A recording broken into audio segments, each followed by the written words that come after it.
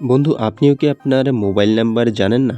বা আপনার মোবাইলে নতুন একটি সিম অ্যাড করেছেন, সেটির নাম্বার আপনি জানেন না। সো আমি আপনাদের শেখাবো আপনি কীভাবে সেই নাম্বারটিকে দেখবেন খুবই ইজিলি।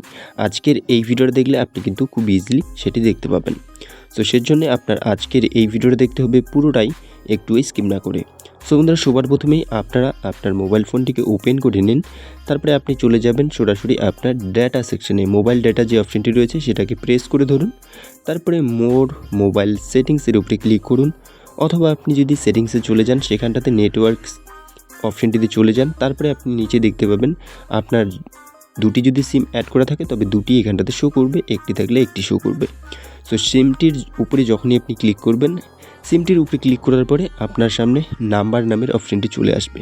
এখান থেকে আপনি আপনার নাম্বারটিকে খুবই ইজিলি কিন্তু কপি করে নিতে পারেন, অথবা কিন্তু এখান থেকে দেখে আপনি ডায়াল প্যাডে টাইপ করে নিতে পারেন। সো বন্ধুরা, নিশ্চয়ই বুঝতে পেরেছেন। ভিডিওটি দেখে হেল্প হয়ে থাকলে লাইক, কমেন্ট, শেয়ার করবেন। ভিডিওটি দেখার জন্য অসংখ্য ধন্যবাদ।